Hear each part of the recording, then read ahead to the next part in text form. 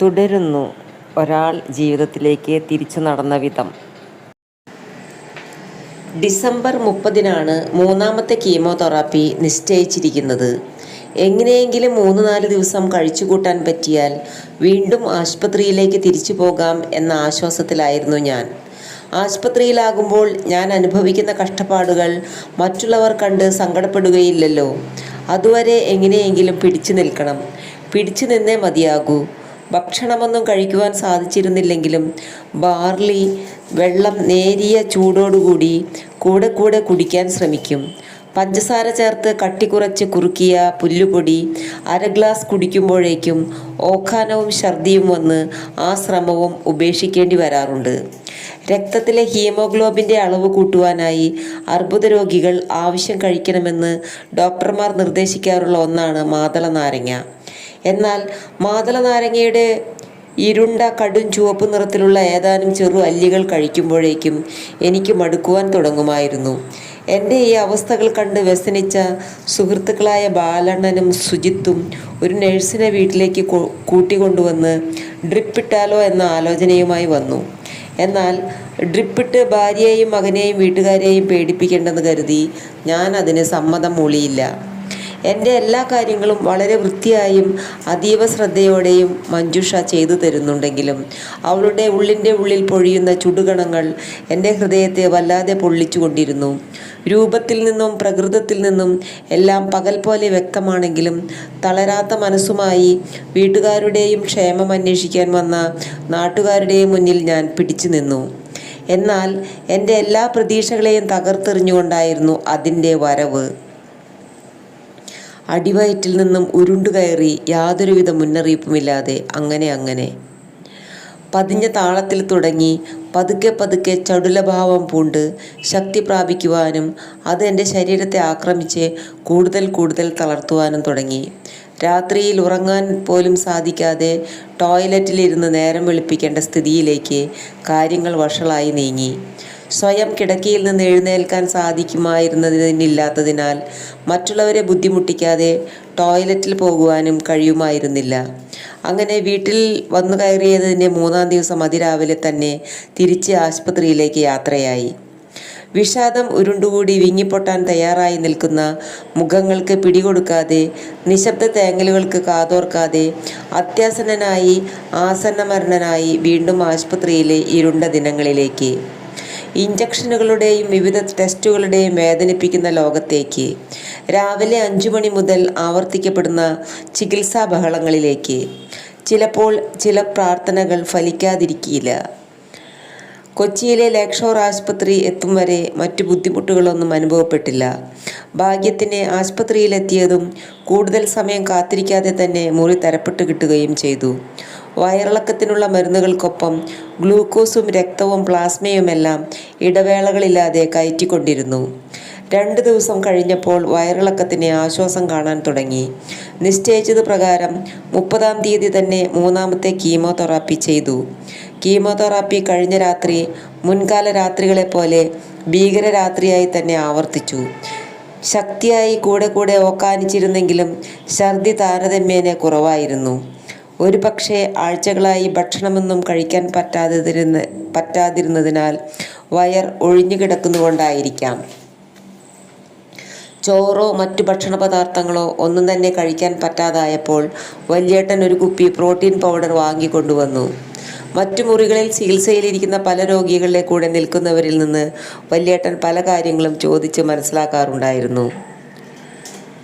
എല്ലാ ഭക്ഷണ സാധനങ്ങളോടുമുള്ള മടുപ്പും വിരക്തിയും പ്രോട്ടീൻ പൗഡറോടും ഉണ്ടായിരുന്നു. വളരെ പ്രയാസപ്പെട്ട് മൂക്ക് പൊത്തിപ്പിടിച്ചുകൊണ്ടാണ് ഞാൻ ആ പൗഡർ കുടിച്ചുകൊണ്ടിരുന്നത്. ഒറ്റ വലിക്ക് തന്നെ പരമാവധി അകത്താക്കാൻ ശ്രമിക്കും. എന്നാൽ പകുതി കുടിച്ചു കഴിയുമ്പോഴേക്കും ഉള്ളിൽ നിന്ന് പുറത്തേക്ക് തികട്ടി വരും. പിന്നെ കുറേ നേരം കഴിഞ്ഞ് ആദ്യ വലിയുടെ മനം പുരട്ടൽ ഒന്ന് ഒതുങ്ങിയാൽ മാത്രമേ ബാക്കി ഗ്ലാസ്സിലുള്ളത് കുടിച്ചവസാനിപ്പിക്കുവാൻ സാധിക്കുമായിരുന്നുള്ളൂ. ഒരു ദിവസം വല്യേട്ടൻ താഴെ ഫാർമസിയിലേക്ക് പോയ നേരം അലയൊതുങ്ങി ശാന്തമായി കൊണ്ടിരുന്ന വയറിനുള്ളിൽ പെട്ടെന്നാണ് ഒരു അസ്വസ്ഥത ഉരുണ്ടുകൂടി ശക്തമായ തിരമാലകളായി രൂപാന്തരം പ്രാപിച്ചത്. ശരീരത്തിൻ്റെ വേഗങ്ങളെ തോൽപ്പിച്ചുകൊണ്ട് അറിയാതെയുണ്ടായ ഒരു തിരതള്ളൽ നിയന്ത്രിച്ചു നിർത്താൻ കഴിഞ്ഞില്ല. മറ്റുള്ളവരുടെ കണ്ണിൽ നിന്ന് ഒളിപ്പിച്ചു വയ്ക്കാൻ പറ്റാത്ത വിധത്തിൽ ഉടുത്തിരുന്ന വെള്ള ഒറ്റമുണ്ടിലും നരച്ചു വെളുത്ത ബെഡ്ഷീറ്റിലും പടർന്ന പാടുകൾ തെല്ലൊരറപ്പോടെ വല്ലാത്തൊരു ജാള്യതയോടെ എൻ്റെ മനസ്സിലാണ് കറയായി പടർന്നു നിറഞ്ഞത്. പ്രയാസപ്പെട്ട് എഴുന്നേൽക്കാൻ ശ്രമിക്കുമ്പോഴേക്കും വല്യേട്ടൻ മരുന്ന് വാങ്ങി തിരിച്ചെത്തിയിരുന്നു. കാര്യങ്ങൾ മനസ്സിലാക്കിയ വല്യേട്ടൻ എന്നെ എഴുന്നേൽപ്പിച്ച് ടോയ്ലറ്റിൽ കൊണ്ടുപോയി ഇരുത്തി. ടോയ്ലറ്റിൽ നിന്ന് ഇറങ്ങിയപ്പോഴേക്കും മാറ്റി ഉടുക്കുവാൻ അലക്കി വെച്ചിരുന്ന മുണ്ടെടുത്ത് തന്നു. വൃത്തികേടായ ബെഡ്ഷീറ്റ് മാറ്റി പുതിയൊരു ബെഡ്ഷീറ്റ് വിരിച്ചിരുന്നു. പിന്നീട് സമയം കളയാതെ വൃത്തികേടായ മുണ്ടും ബെഡ്ഷീറ്റും ടോയ്ലറ്റിൽ കൊണ്ടുപോയി കഴുകിക്കൊണ്ടുവന്നു.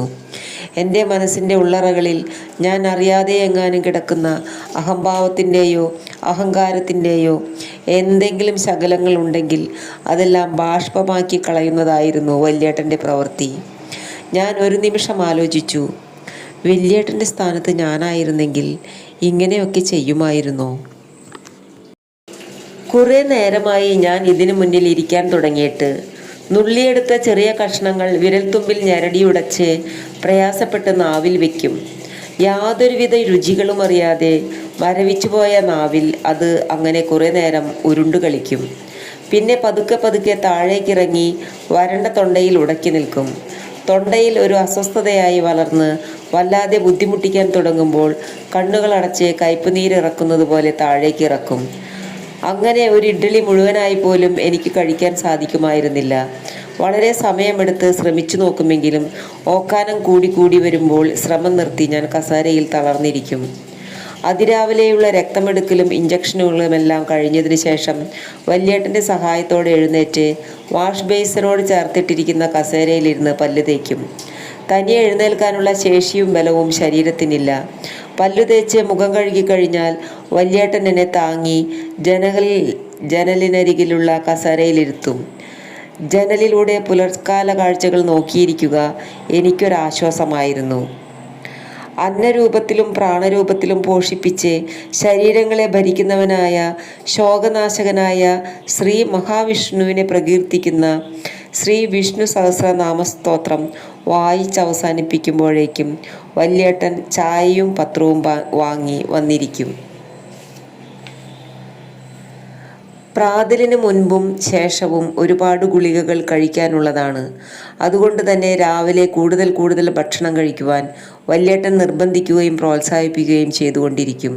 മിക്കവാറും ദിവസങ്ങളിൽ ഇഡ്ഡലിയാണ് ഞാൻ ആവശ്യപ്പെടാറ്.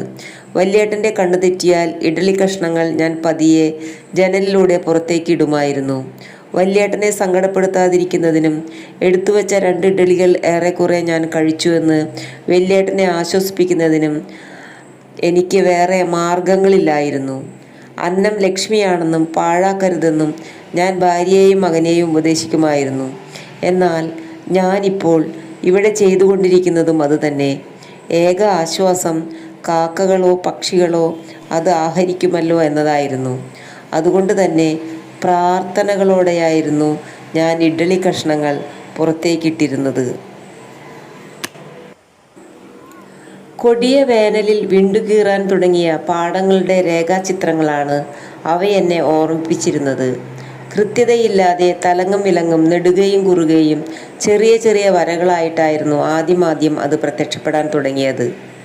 സ്വാഭാവികമായ എണ്ണമയം നഷ്ടപ്പെട്ട് ഉണങ്ങി വരണ്ട എൻ്റെ ചർമ്മത്തെ മയപ്പെടുത്തുവാനായി ശരീരം ചൂടുവെള്ളത്തിൽ മുക്കിയ തുണി കൊണ്ട് തുടച്ചു തരുന്നതിന് മുൻപ് ചെറുതീയിൽ ചൂടാക്കിയ വെളിച്ചെണ്ണ കയ്യിലെടുത്ത് വളരെ മൃദുവായി മഞ്ജുഷ എനിക്ക് പുരട്ടിത്തരുമായിരുന്നു. അങ്ങനെ തടവിത്തരുന്നതിനിടയിലാണ് എൻ്റെ ചർമ്മത്തിലെ ഈ നിറവ്യത്യാസങ്ങൾ അവളുടെ ശ്രദ്ധയിൽപ്പെടുന്നത്. ഇരു ചുമലുകളിലുമായിരുന്നു ആദ്യം അവ നേർത്ത് പതിഞ്ഞ് പ്രത്യക്ഷപ്പെടാൻ തുടങ്ങിയത്. ദിവസങ്ങൾ ചെല്ലുന്തോറും കൈകളിലും കാലുകളിലും നെഞ്ഞത്തും പുറത്തും മറ്റു ശരീരഭാഗങ്ങളിലും അത് കൂടുതൽ കൂടുതൽ പടരുവാനും കൂടുതൽ തെളിയുവാനും തുടങ്ങിയിരുന്നു. പിന്നെ വരയുടെ അതിരുകളിൽ നിന്നും തൊലി ചുളുങ്ങുവാനും പൊളിഞ്ഞടരുവാനും തുടങ്ങി.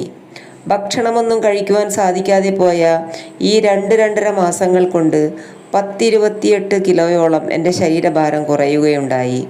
മാംസമെല്ലാം ക്ഷയിച്ച് ചർമ്മത്തിൽ പൊതിഞ്ഞ ഒരു അസ്ഥികൂടം കണക്കെ ഈ ദിവസങ്ങൾ കൊണ്ട് ഞാൻ മാറിപ്പോയിരുന്നു. ആദ്യത്തെ 3-4 കീമോതെറാപ്പി കഴിയുന്നതുവരെ വിരൽത്തുമ്പുകളിൽ ഒരു നേരിയ തരിപ്പ് അനുഭവപ്പെടാൻ തുടങ്ങിയതല്ലാതെ കാര്യമായ വ്യത്യാസങ്ങളൊന്നും എൻ്റെ ചർമ്മത്തിൽ അനുഭവപ്പെട്ടിരുന്നില്ല. എന്നാൽ ഓരോ കീമോതെറാപ്പി കഴിയുന്തോറും ഈ തരിപ്പ് കൂടിക്കൂടി വരികയും കൈകളുടെ സംവേദനക്ഷമത നാൾക്കുനാൾ കുറഞ്ഞു വരികയും ചെയ്യുന്നതായി തോന്നാൻ തുടങ്ങിയിരുന്നു. കൈകളിലെ അസ്ഥിബന്ധങ്ങളിൽ നിന്ന് തുടങ്ങിയ കുത്തിക്കഴപ്പ് പതിയെ പതിയെ ശരീരത്തിലെ മറ്റു അസ്ഥിബന്ധങ്ങളിലേക്ക് വ്യാപിക്കാനും പടരുവാനും തുടങ്ങിയിരുന്നു. ഓരോ കീമോതെറാപ്പി കഴിയുന്തോറും സാമാന്യം വെളുത്ത നിറമായിരുന്ന എൻ്റെ ചർമ്മം കൂടുതൽ കൂടുതൽ കറുക്കുവാനും തുടങ്ങിയിരുന്നു. ആഴ്ചയിൽ 1 വീതമുള്ള 8 കീമോതെറാപ്പികൾ കഴിഞ്ഞപ്പോൾ വെളുപ്പു നിറം കെട്ട് എൻ്റെ ചർമ്മം പൂർണ്ണമായും കറുപ്പ് നിറമായി മാറി. കവിളൊട്ടി, കീഴ്ത്താടിക്ക് താഴെ തൊലി ചുളുങ്ങി തൂങ്ങി കരുവാളിച്ച് കറുത്ത എൻ്റെ രൂപം കണ്ട് കണ്ണാടിയിലേക്ക് നോക്കിയ ഞാൻ നിരാശനായി. എന്നാൽ വെളിച്ചെണ്ണയിൽ നനഞ്ഞ് പിരിഞ്ഞടർന്നു പോയിക്കൊണ്ടിരുന്ന കറുത്തു ചുളുങ്ങിയ ചർമ്മത്തിനടിയിൽ എൻ്റെ നൈസർഗികമായ വെളുത്ത തൊലി തെളിഞ്ഞു വരാൻ തുടങ്ങിയത് എൻ്റെ മനസ്സിൽ സന്തോഷത്തിൻ്റെ കുളിർനാമ്പുകൾ നീട്ടി. അങ്ങനെ നിറം മങ്ങി വൃത്തികെട്ട പഴയ ശൽക്കങ്ങൾ ഊരിക്കളഞ്ഞ് മിനുസമാർന്ന പുതുശൽക്കങ്ങളുമായി പ്രതീക്ഷയുടെ നാഗങ്ങൾ എൻ്റെ സൗന്ദര്യബോധത്തിലേക്ക് വീണ്ടും ഇഴഞ്ഞു വരാൻ തുടങ്ങി. പോയെന്ന് കരുതിയ എൻ്റെ യഥാർത്ഥ രൂപവും നിറവും ആരോഗ്യവും ഈ ശരീരത്തിൽ തന്നെ ഒളിച്ചു കിടക്കുന്നുണ്ടെന്ന തിരിച്ചറിവ് എൻ്റെ ആത്മവിശ്വാസം വർദ്ധിപ്പിച്ചു. മെല്ലെ മെല്ലെ നിശ്ചയദാർഢ്യത്തോടെ, ധൈര്യത്തോടെ, സമചിത്തതയോടെ എത്ര ബുദ്ധിമുട്ടിയാണെങ്കിലും അവയെല്ലാം തിരിച്ചു പിടിക്കണം ഞാൻ മനസ്സിൽ ഉറപ്പിച്ചു. 3 മാസങ്ങൾക്ക് മുമ്പ് കഴിഞ്ഞ ഒരു രംഗത്തിൻ്റെ തനിയാവർത്തനം ഇന്നും ഉണ്ടാകുമല്ലോ എന്ന് ഭയപ്പാടോടെ ഓർത്തുകൊണ്ടാണ് ഞാൻ വല്യേട്ടൻ്റെ ചുമലിൽ താങ്ങി വീട്ടിൽ നിന്നിറങ്ങി കാറിൽ കയറിയിരുന്നത്. ഇന്ന് വീണ്ടും ബോൺ മാരോ ബയോപ്സിക്ക് വിധേയനാകണം. ആഴ്ചയിൽ 1 വീതം 8 ആഴ്ചയാണ് ഒരു കോഴ്സ് കീമോതെറാപ്പിയായി എൻ്റെ കാര്യത്തിൽ കണക്കാക്കിയിരുന്നത് എന്നാണ് ഗംഗാധരൻ ഡോക്ടർ പറഞ്ഞിരുന്നത്.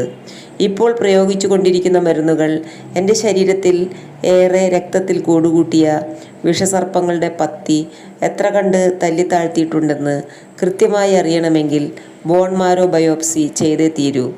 അതിൻ്റെ ഫലം വിലയിരുത്തിയതിനു ശേഷമായിരിക്കാം തുടർ ചികിത്സാവിധികളുടെ രീതി നിശ്ചയിക്കുന്നത്. ആരോഗ്യവും ശരീരബലവും തീരെ ശോഷിച്ചു പോയെങ്കിലും ജീവിതാസക്തിയുടെ കനലുകൾ നിറം കെട്ട് അണഞ്ഞു പോകാതെ ഊതി പെരുപ്പിച്ചുകൊണ്ടിരിക്കുവാൻ ഞാൻ എപ്പോഴും ശ്രമിച്ചുകൊണ്ടിരുന്നു. അകത്ത് കയറി ബെഡിൽ കിടന്നോളൂ, ബയോപ്സി ചെയ്യാൻ ലിസി ഡോക്ടർ ഇപ്പോൾ വരും.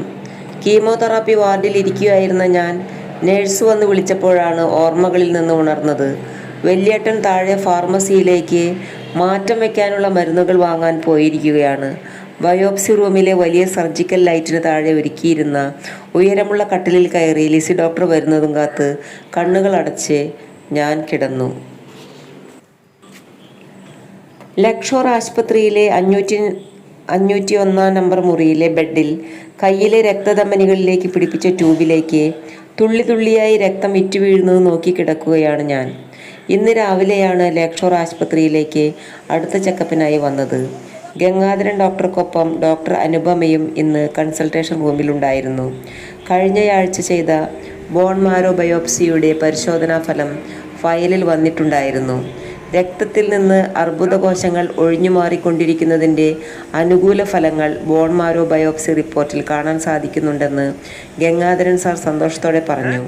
പ്രതീക്ഷയുടെ പുതുമുകുളങ്ങൾ നീട്ടി ജീവിതത്തിലേക്ക് തിരിച്ചു നടക്കാൻ ചുവന്ന രക്തകോശങ്ങളുടെ മുകുളങ്ങൾ മജ്ജയിൽ പ്രത്യക്ഷപ്പെടാൻ തുടങ്ങിയിട്ടുണ്ടത്രേ.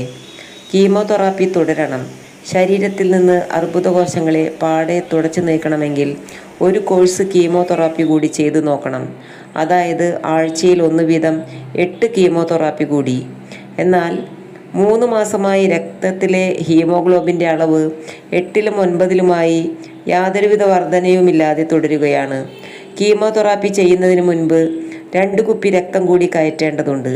അങ്ങനെയാണ് ഞാൻ ഒരാഴ്ചയ്ക്ക് ശേഷം വീണ്ടും ഈ 501 നമ്പർ മുറിയിലെ കിടക്കയിൽ എത്തിപ്പെട്ടത്. 10-30 കുപ്പിയോളം രക്തവും 10-15 കുപ്പിയോളം പ്ലാസ്മയും ഈ 2 മാസങ്ങളിലായി എൻ്റെ ശരീരത്തിലേക്ക് കയറ്റിയിട്ടുണ്ട്. പലപ്പോഴും രക്തം സ്വീകരിച്ചു കൊണ്ട് കിടക്കുമ്പോൾ ഞാൻ ആലോചിക്കാറുണ്ട്, ഇത് ആരുടെ രക്തമായിരിക്കാം? ഒരു മുസ്ലിമിൻ്റെ?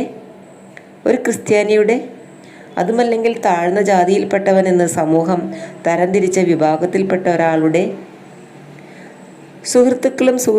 സുഹൃത്തുക്കളുമായി ഞാൻ അറിയുന്നവരും അറിയാത്തവരുമായി ഒരുപാട് സുമനസ്സുകൾ ഈ ലേക്ക് ഷോർ ആശുപത്രിയിലേക്ക് തൃശ്ശൂരിൽ നിന്ന് വന്ന് രക്തം ദാനം ചെയ്തിട്ടുണ്ട്. സംശയമില്ല, ഇതെല്ലാം മനുഷ്യരുടെ രക്തം തന്നെ. വെറും മനുഷ്യരുടെയല്ല. രക്തദാനമെന്നാൽ ജീവദാനമായി വിശ്വസിച്ച് പ്രവർത്തിക്കുന്ന ദൈവതുല്യരായ മനുഷ്യരുടെ. ജാതി മത വർഗീയ രാഷ്ട്ര വിവേചനങ്ങൾക്കതീതമായി മനുഷ്യരായി മാറുന്ന അപൂർവ സുന്ദരമായ, മനം നിറയ്ക്കുന്ന, മനം തുറക്കുന്ന അനുഭവങ്ങൾ ഇത്തരം സാഹചര്യങ്ങളിലല്ലാതെ, ഈ ഇടങ്ങളിലല്ലാതെ ലോകത്ത് എവിടെയാണ് കാണാൻ സാധിക്കുക? എങ്കിൽ പിന്നെ മനസ്സുകൾക്കിടയിൽ മതിലുകൾ പണിയുന്നത് ആരാണ്? ലോകത്തിൽ വളരെ ചെറിയ ശതമാനം ആളുകൾക്ക് മാത്രം പിടിപ്പെടുന്ന അപൂർവ ഇനം രക്താർബുദം. അപൂർവ ഇനമായതിനാലും രക്ഷപ്പെട്ട രോഗികളുടെ എണ്ണം വളരെ കുറവായതിനാലും ജീവൻ തിരിച്ചു പിടിക്കാൻ സഹായിച്ച ചികിത്സാ രീതിയെ പറ്റിയുള്ള രേഖകൾ ആരോഗ്യ പഠന രംഗത്ത് തന്നെ വിരളവുമായിരിക്കാം. തിരിച്ചറിയാൻ വൈകിയാൽ ചികിത്സയ്ക്ക് പോലും സാവകാശം കൊടുക്കാതെ രോഗിയെ തട്ടിയെടുക്കാൻ തയ്യാറായി അവൻ മരണം കാത്തു നിൽക്കുന്നുണ്ടാകും. ഈ 3 മാസത്തിനുള്ളിൽ പലതവണ ഞാൻ അവനെ മുഖാമുഖം കണ്ടതാണ്. ഇപ്പോഴും ആ മുറിക്ക് പുറത്ത് അവൻ കാത്തു നിൽക്കുന്നുണ്ടാകാം. എൻ്റെ മനസ്സൊന്ന് തളർന്നാൽ, സ്വന്തക്കാരുടെയും കൂട്ടുകാരുടെയും പ്രാർത്ഥനകൾ തടസ്സപ്പെടുത്തി ഗംഗാധരൻ സാറിൻ്റെ കണ്ണുവെട്ടിച്ച് അകത്തേക്ക് നുഴഞ്ഞു കയറുവാൻ തക്കം നോക്കി അവൻ കാത്തു നിൽക്കുകയായിരിക്കാം. 3 മണിക്കൂറാകാറായിരുന്നിട്ടും ഒരു കുപ്പി രക്തം മുഴുവൻ കയറി കഴിഞ്ഞിട്ടില്ല. ഇനി ഒന്നുകൂടി കയറ്റുവാനുണ്ട്. അതിനുശേഷമാണ് കീമോതെറാപ്പി മരുന്ന് ഡ്രിപ്പിടേണ്ടത്. വല്യേട്ടൻ മുറിയുടെ ഒരു മൂലയിലിരുന്ന പാതി കട്ടിലിൽ കിടന്ന് ഒരു മാസിക വായിച്ചു കൊണ്ടിരിക്കുകയാണ്. ഇടയ്ക്ക് വന്ന് രക്തം തടസ്സങ്ങളൊന്നും കൂടാതെ വീഴുന്നുണ്ടോ എന്ന് നോക്കിയിട്ട് വീണ്ടും പോയി കിടന്നു വായിക്കും. പാവം, എനിക്ക് വേണ്ടി ഒരുപാട് സഹിച്ചു കൊണ്ടിരിക്കുകയാണ്. IV സ്റ്റാൻഡിൽ തൂക്കിയിട്ടിരിക്കുന്ന സുതാര്യമായ രക്തക്കുപ്പിയിലേക്ക് നോക്കി ഓരോന്ന് ആലോചിച്ച് കിടന്ന് കണ്ണുകൾ കഴയ്ക്കാൻ തുടങ്ങിയിരുന്നു. മനസ്സ് ശാന്തമാക്കി കണ്ണുകൾ അടച്ച് ഞാൻ വെറുതെ കിടന്നു. തിരയിളക്കിയ ഓളപ്പരപ്പിൽ ചുക്കാനിൽ നിന്ന് ഊരിയെടുത്ത ചാട്ടുളികളിൽ ചരടുകെട്ടി ഇരു കൈകളിലും അവ ബലമായി പിടിച്ചുകൊണ്ട് സാന്തിയാഗോ അപ്പൂപ്പൻ തോണിയുടെ അണിയത്ത് കയറി നിന്ന് വരുന്ന ആ ഗംഭീര കാഴ്ച മനസ്സിൽ സങ്കല്പിച്ച് ഞാൻ അങ്ങനെ കിടന്നു. പതിയെ പതിയെ ദൂരെ കടലിൻ്റെ നീലിമയ്ക്കറ്റത്ത് ഒരു ചെറിയ തോണി ഒരു കൊച്ചു പൊട്ടുപോലെ പ്രത്യക്ഷപ്പെടാൻ തുടങ്ങി.